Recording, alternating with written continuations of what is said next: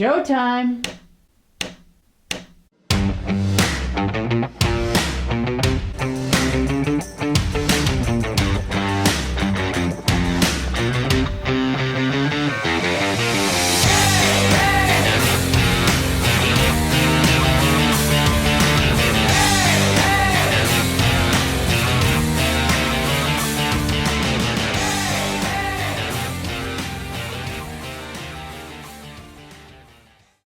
Welcome everyone to the Rosie and Bill Show.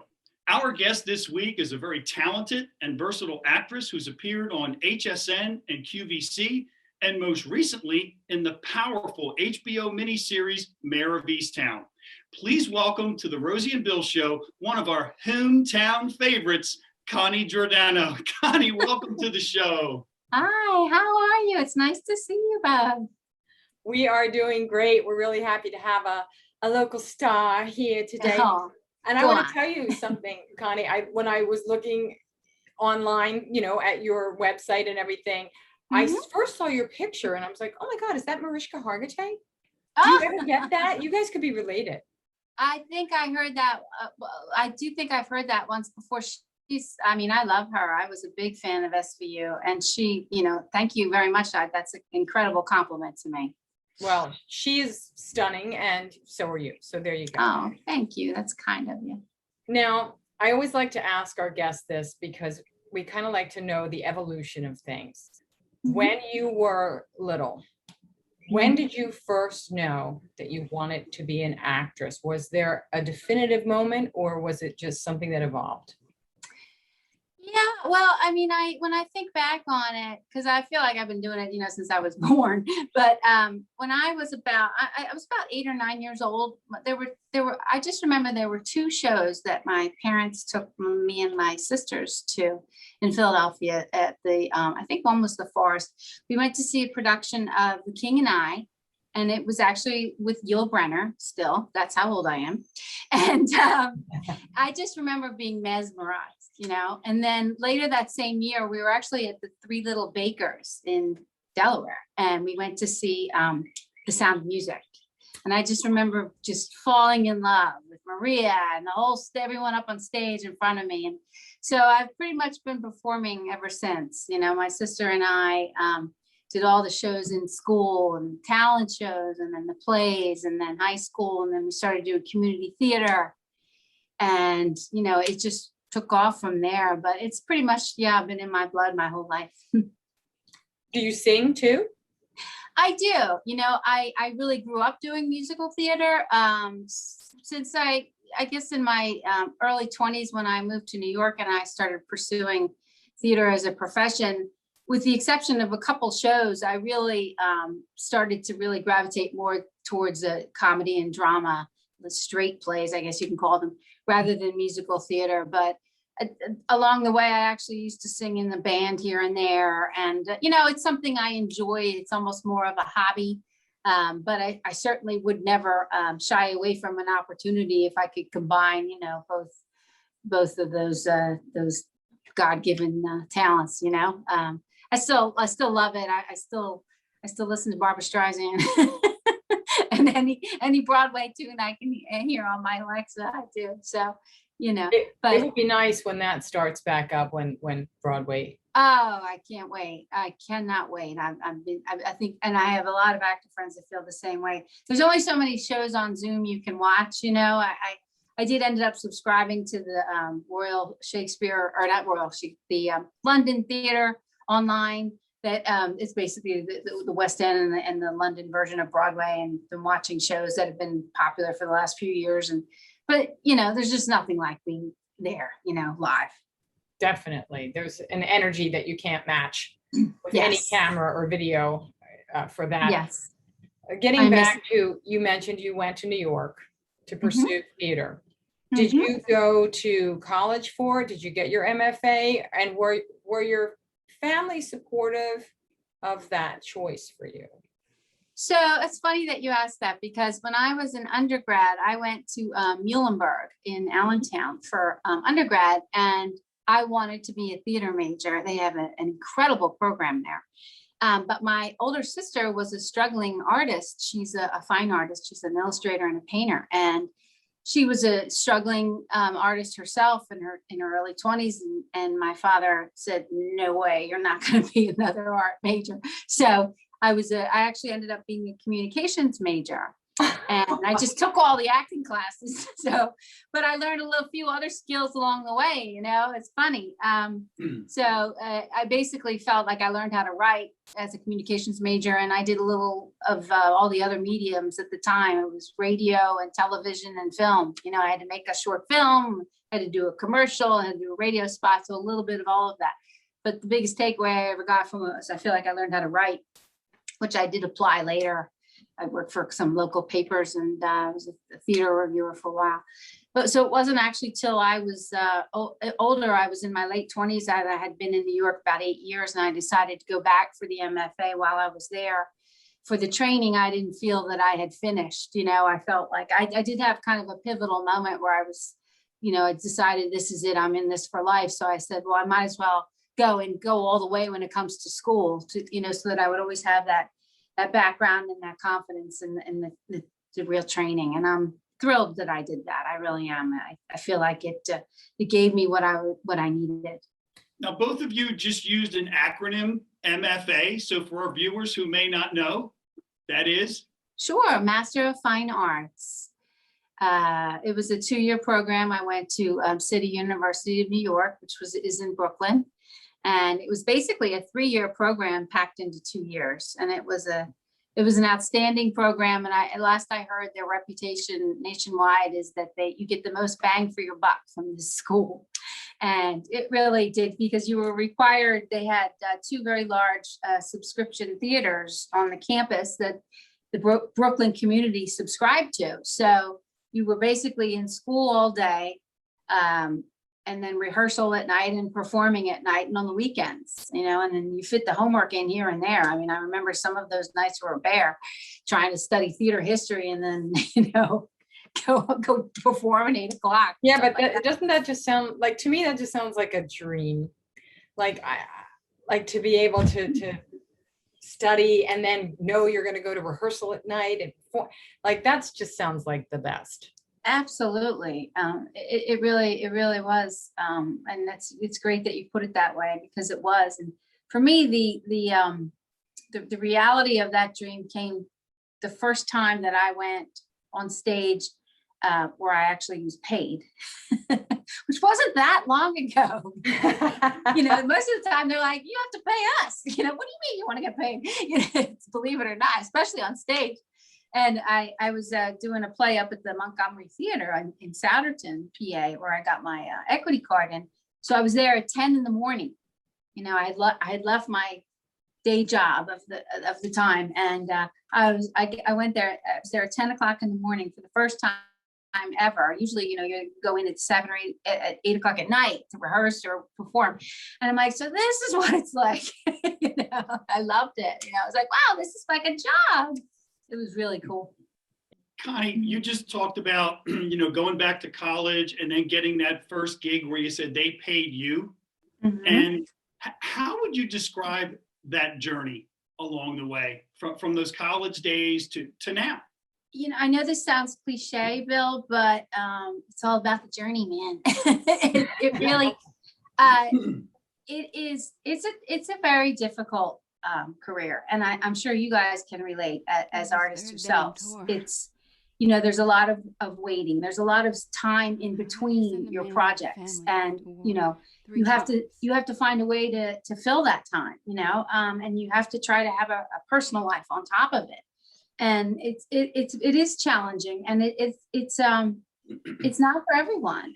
There's a lot of rejection. I mean, I joke around, I say, my skin is so thick you can drive nails through it. I've heard no and been rejected so many times. So it's something that I think you have to really, you have to have the grit for. You can't, it's not just the passion, it's not just the love of it. You have to have that grit to be able to endure.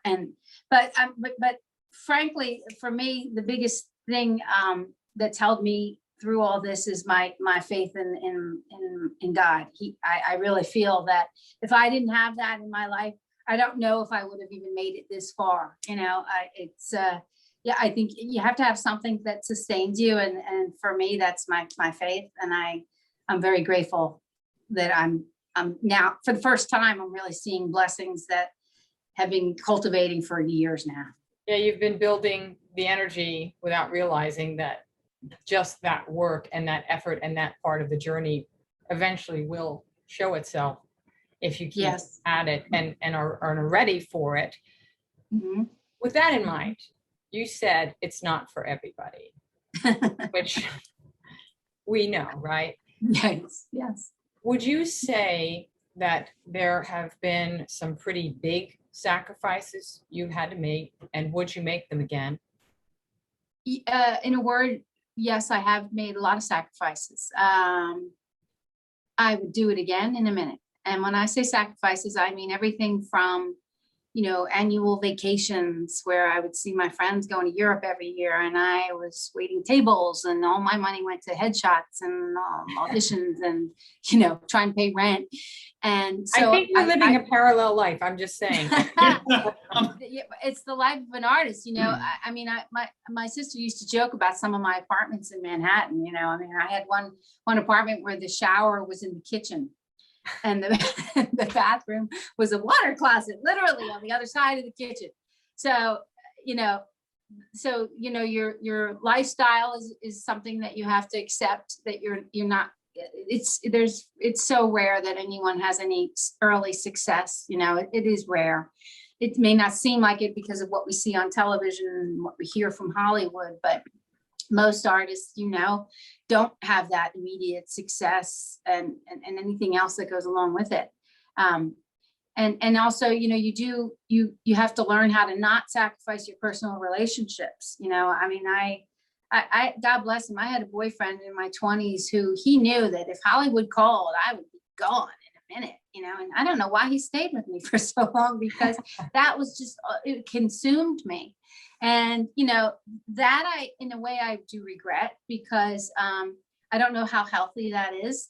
Like I said before, you do have to have a life, but overall, I do not regret any of it, because all those steps, all those choices brought me to where I am now. I'm certainly not saying I'm some raving success now, but I am very grateful for the opportunities that I've had. And, I'm still in it and still moving forward and still pursuing it. So in my eyes, I feel very wealthy in that regard, And if I may, I need to jump in here. Please. I've been listening to the two of you have this discussion. I think Rosie talked about the parallel lives. Mm-hmm. And I just need to say something to both of you. And that is that I have the utmost respect for what you've both done, because as I'm listening to you tell your story, Connie, I took a couple of decade detour because I did the jobs that you're supposed to do and the things you're supposed to do, mm-hmm. rather than what you love to do. So I just commend the two of you for always pursuing your dream. You're both incredibly talented, and there are a lot more blessings to come for both of you. But I just want to say that I'm proud of you both. I respect you both. And I just think it's great for people to have role models out there to see that it takes a lot of work. It takes a lot of time. It takes sacrifice. Yeah. But you keep going and good things will happen. And I think that's why, for me, starting almost 30 years, chapter 2 later, my motto is never too late. And you guys, it's never give up, just keep going. So anyway, I just needed to throw that out there. I really appreciate that, Bill. And I have to say that I understand that. And I do think that the artistic life is one that you can start at different stages in your life. And honestly, I took some of those detours too. You feel pressure from, your family or just your peers to, when are you going to get a real job? And, I really would like to have my own home now. I don't want to keep renting a little closet, in the city.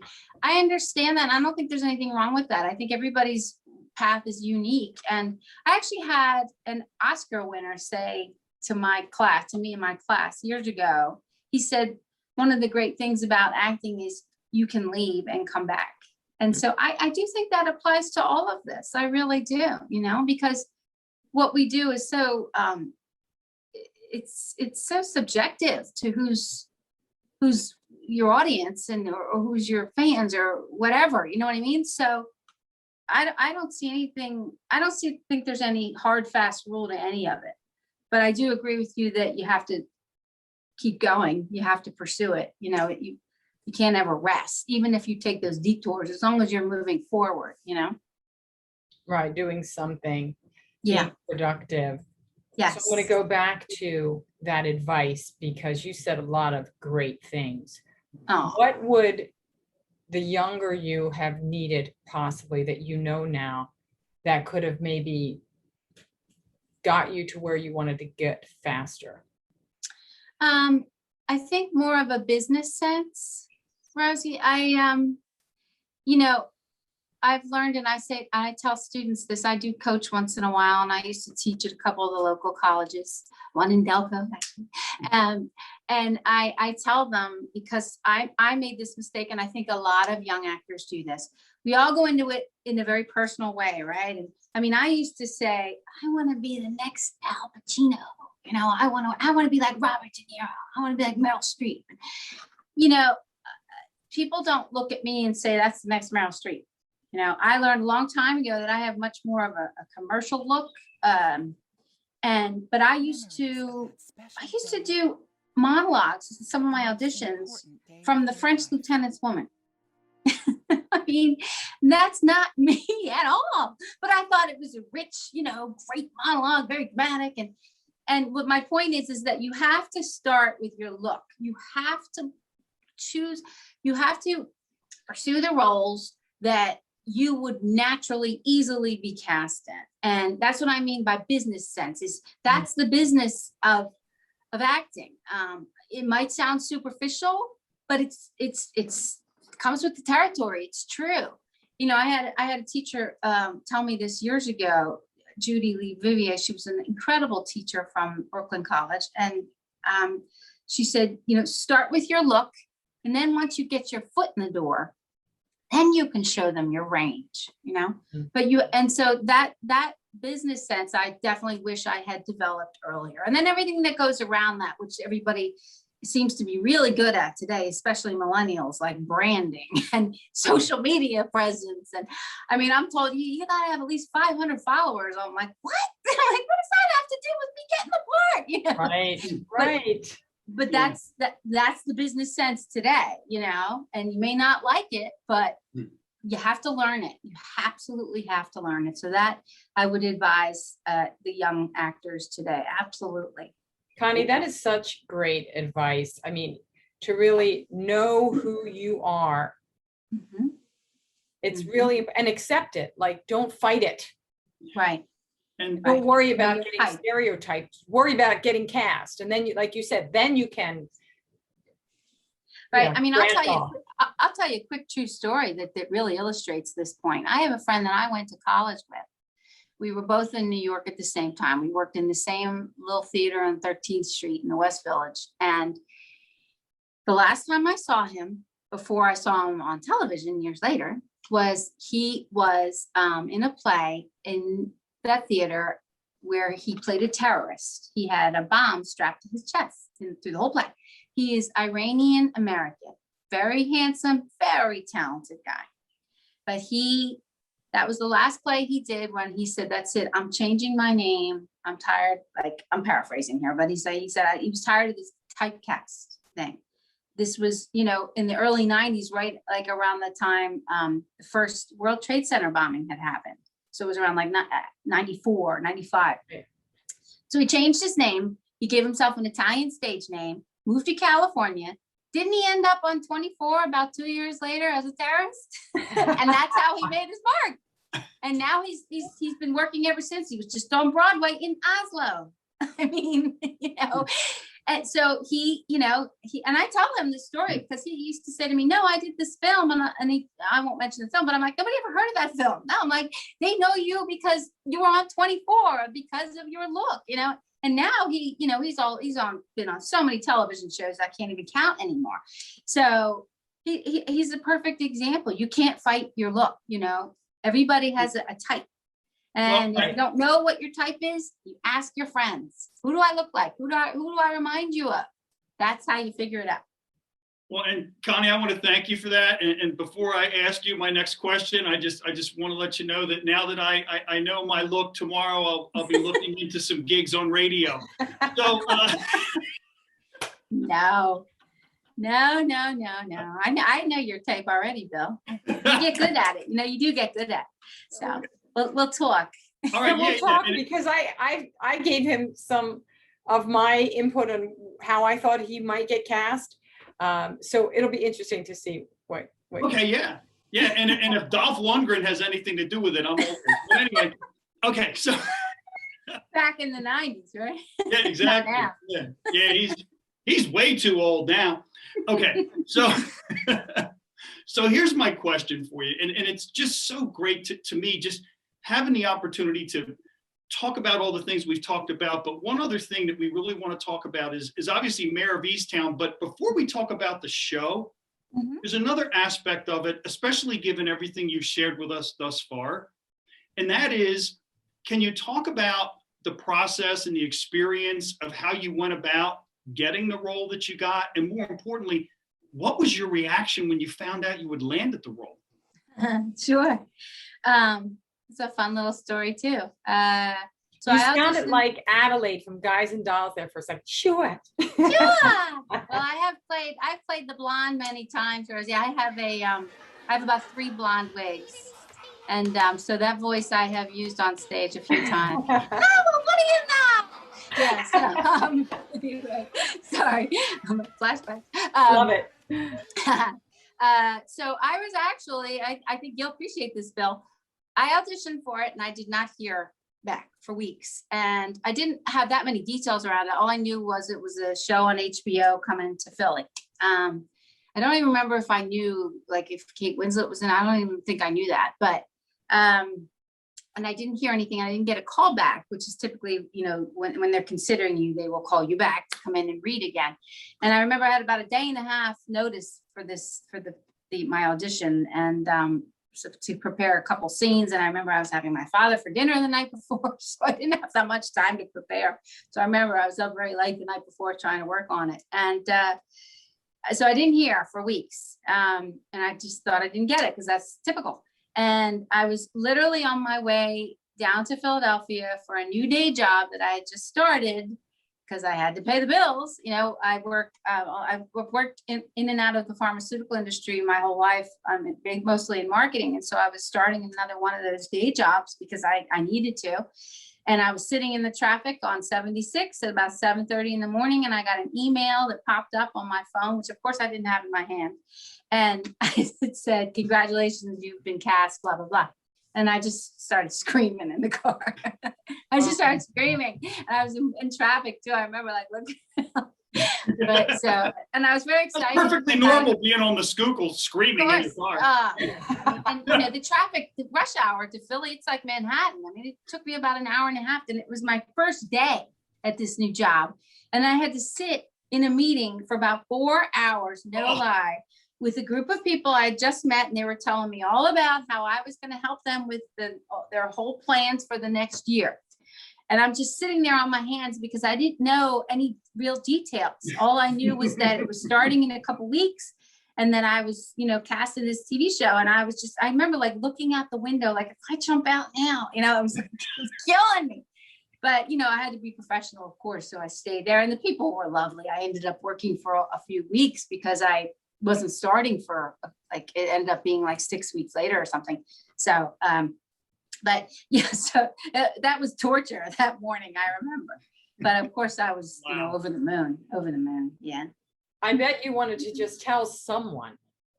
I know. Well, I was lucky. I did get my sister on the phone in the car on the way down. She's like, "Oh my God, oh my God, oh my God." So I did get to share some excitement for about 2 minutes. And then I'm like, "I gotta go, I'm parking now." And on top of it all, Connie, you were working in your hometown. How exciting and fun was that? I love that short commute. That's for sure. That was brilliant. But it's funny. Actually, we were all over. We did film in Phoenixville. So that was nice a couple times. I was actually out right near Thorndale we were at the big football stadium at, I think it was the Coatesville High School. That's where I went to high school. Yes. I remember it was a beautiful fall day, and I actually ended up on the cutting room floor for that scene, which also happens. But I remember it was a beautiful day. We were in Media and Springfield and Bethlehem, actually. So we were all over the place. But it was so much fun. I mean, and then seeing, like, there's a shot in the couple episodes that were from Phoenixville, and I'm like, oh, that's Nudie's, the diner that I go to breakfast. You know, that's great. It's exciting to see that kind of thing, you know. Obviously, it's great that it took place locally, and like you said, you had a great commute. And I've watched all 7 episodes, and cool. A lot of great performances, including you. Oh, thanks. But I do have to ask Patty a question, if I could, or actually maybe share a comment with you. Go ahead. It has to do with your husband. There's a scene, I don't want to give too much away for those who haven't seen it, but a gallon of milk crashes through a window in Kate Winslet's house, and or Mare's house, and she looks out the window as the tires screech away with the company name on the van. You're going to throw something through a window. You don't. Who could that be? I mean, you need to talk to your husband, number one, and number two, your daughter. Control that temper. Your daughter's got an attitude. She clearly got it from her father, not from you. I know. Okay, so I just wanted to share those couple of thoughts with you, because you clearly have your hands full, Patty. You really do. And my daughter, I know. Your daughter, you know, and what happened down there by the creek, that was unacceptable down there, you know, by the water. But I love it. As you guys are talking, I'm listening to how you said daughter, and I'm thinking, how do I say it? I'm from this area. How do I say it? But it's funny. And as soon as you start to, you know, when you hear it from other people, then you start to really notice it. It's true. Well, it's dialect that was actually the only kind of minor issue that I had with the series. And I have to bring it up. And I actually mentioned it a little bit in the introduction when I talked about how you're one of our hometown favorites. That was the one time when, I don't know, I just feel like it was a little bit over. It was almost like, wait, are they in Canada? Where is a hometown? What is that all about? And then there was even a Saturday Night Live skit. I know. I know. You know, I think part of it is because we're from this area, so we're going to be sensitive to it.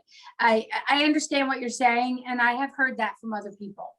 So, you know, I guess it depends on where you're from. Some people will be like, what are you talking about? It doesn't bother me. But so I guess it really depends on where you're from, but I understand what you're saying. And I have heard that before.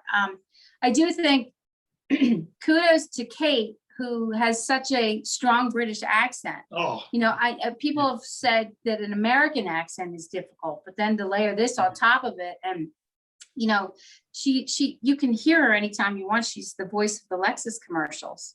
So to watch an episode and then hear her on the commercial right afterwards, it's, you know, it's a little jarring. So yeah, it's, and you also have the actress that played her daughter. I believe she's from Australia. You've got Guy Pearce. So you've got a lot of people learning Delco and speaking Delco, so to speak. And again, I'm making light of it. That doesn't take away anything from the incredible performances and the incredible plot twists all the way up until the end. Wow. I know, which is what I loved about it. When I started reading it, I thought, man, I'm in for a treat, because I just thought the writing was so rich. And that's, of course, a testament to Brad Inglesby, the writer. It was such a treat to have such good material to work with, you know. I mean, and especially Kate's character is just layered with so many tragic flaws, but you still love her. And that's what I think is just amazing about the writing, you know. And every character, you see these layers, these tragic flaws. And, you know, I think people really could relate for that reason. I mean, I understand there's like a Facebook Mare of Easttown Facebook page now, and people chat about the characters still and talk about, you know, what they think of what happened here and what they did and what she said. And So that amazes me that people can relate to it that much. I love that. Okay, we'll see you at 7:30. Great. Thank you. Hey, Patty. Hey, Mare. Hey, table for two? No. Is Brianna waitressing tonight? Yeah. Can you get her for me, please? Sure. What for? Just bring her out here. Okay. Well, and I Do you think that across will the be country- come back again, or is it, that's it? So, you know, people have asked me that. It was presented as a limited series. And I do know that this took years to write. This was certainly not an overnight project. So I think if Brad would consider something like that, I think he would only do it if he was going to do it justice, and that's going to take time. I would be thrilled. I'm sure he's been approached about it already, because if it's trickled down to me, then I'm sure he's been hearing it, since the first episode. So it would be wonderful. But I as far as I know, there's no talk of it as of now. It would be wonderful, but I guess we'll have to just tune in, wait and see. Well, Connie, thank you so much for joining us. Oh, Bill and I write questions down, and what inevitably happens is it just turns into a fun conversation, and that certainly applies here. It's been such a great pleasure to get to know you and hear about your career and how you came up and what you're doing now, and we wish you all the best. Oh, thank you so much. And right back at you. Likewise. I read on your website about your show, about how you love to tell positive stories. And I just love that. So kudos to you guys. Congratulations. Thank you. Thank you so much. And folks, we thank you for tuning in, and we'll see you next week.